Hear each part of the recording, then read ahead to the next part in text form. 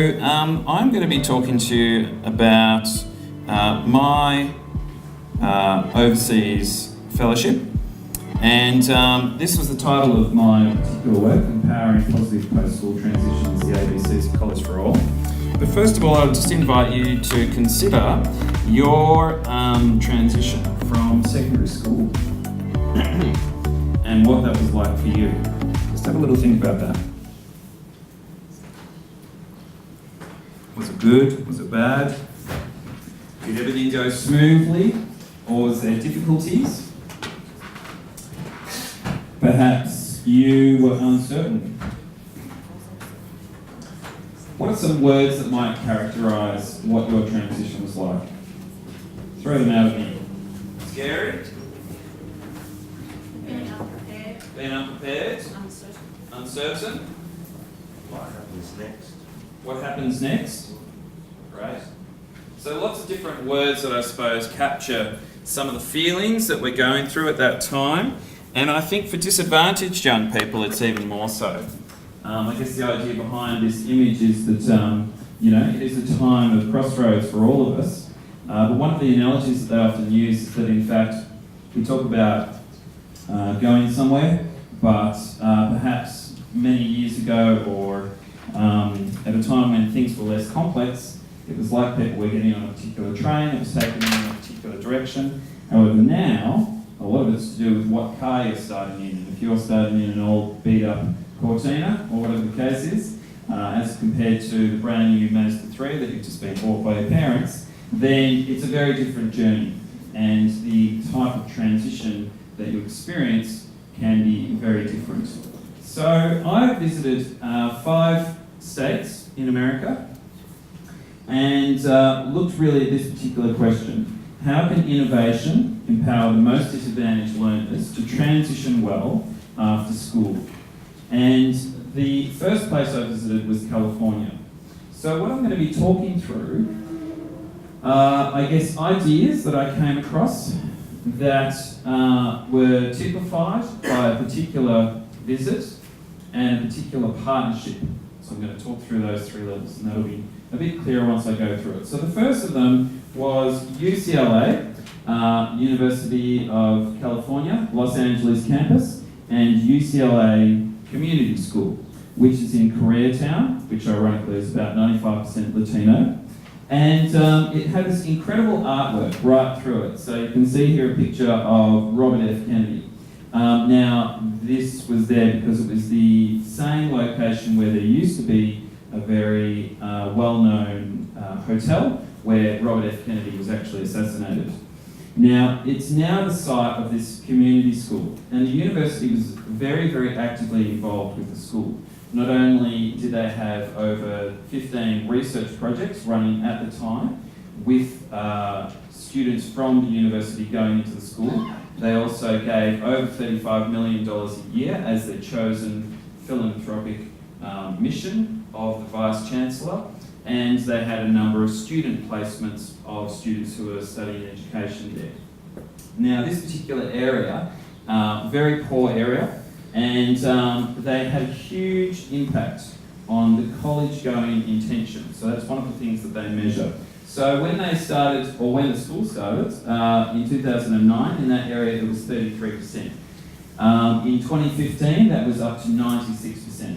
So it was an absolute turnaround for that area in terms of the number of students that were going to college.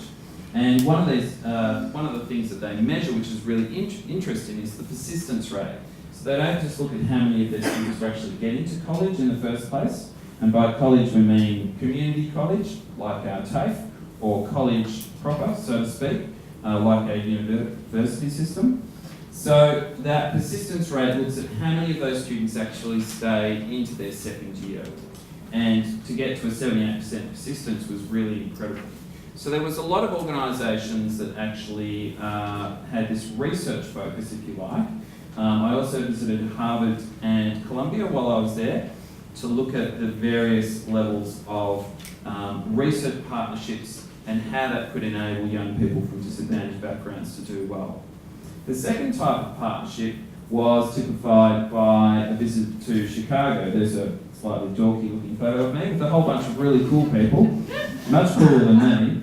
It's very awkward, that photo, isn't it? Sort of slouched and I don't know what was going on. The couch was really narrow, but anyway, that's not the point. The point is that the guy in the background at the top here organised for his whole team to meet me, and this was a partnership between a youth justice focused partnership around reducing the barriers to do with youth justice for young people to transition well and also to stay engaged with education. And it was a partnership between the City of Evanston Youth and Young Adults Division and the police force. Now, interestingly, there was something in the region of about 85,000 young people who were not in employment, say 16 to 21, and the Obama administration said, this is a national security issue.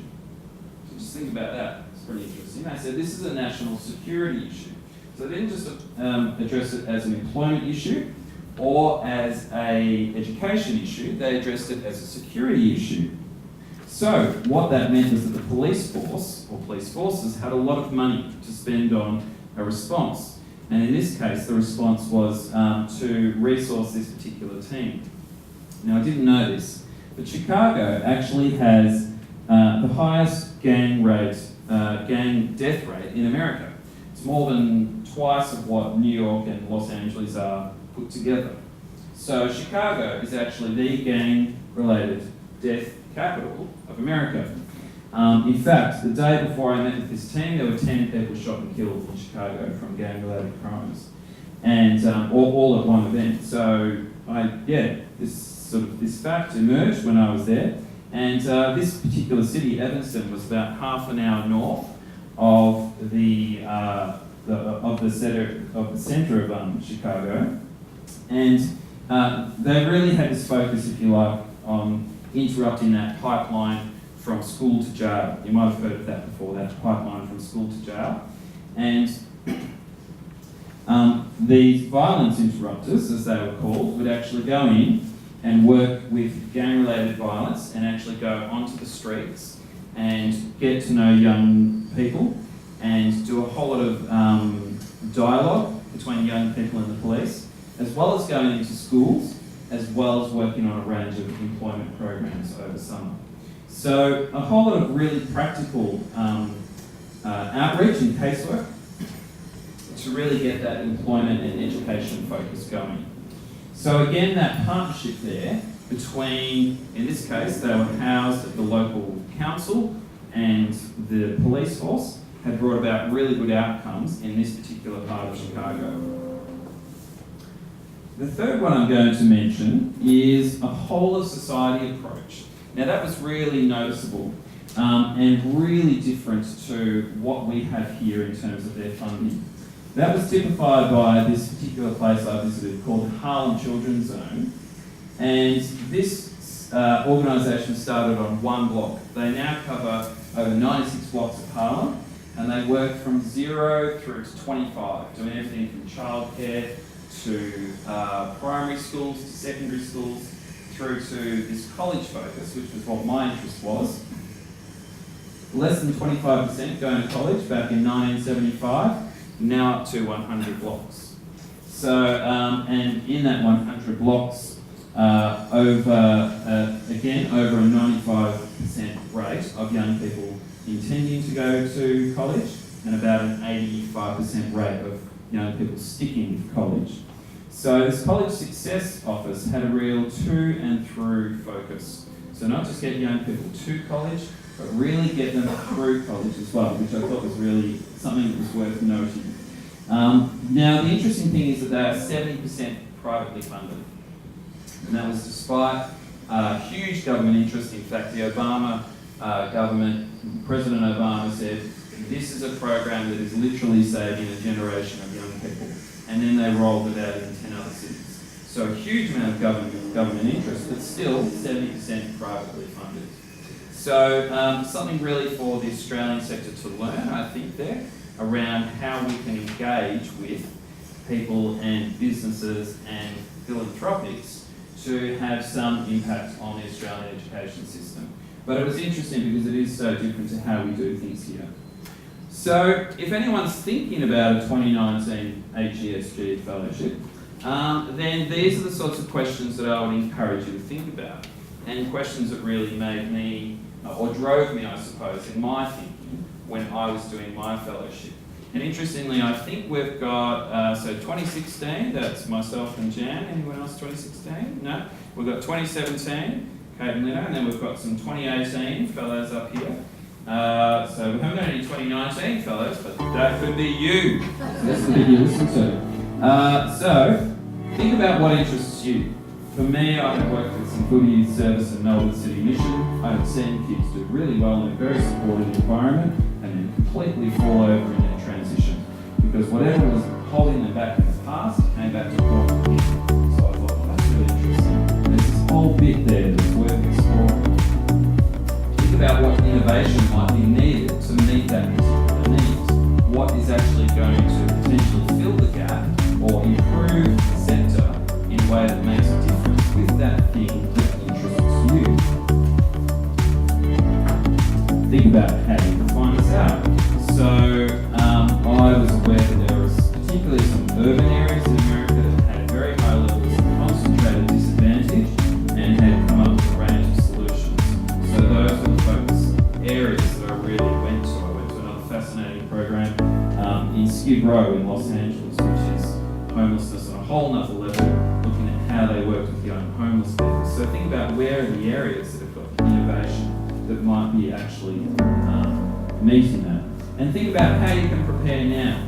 So the education fellowships will be opening sometime towards the first 6 months of next year, we anticipate, and this is a good time to start thinking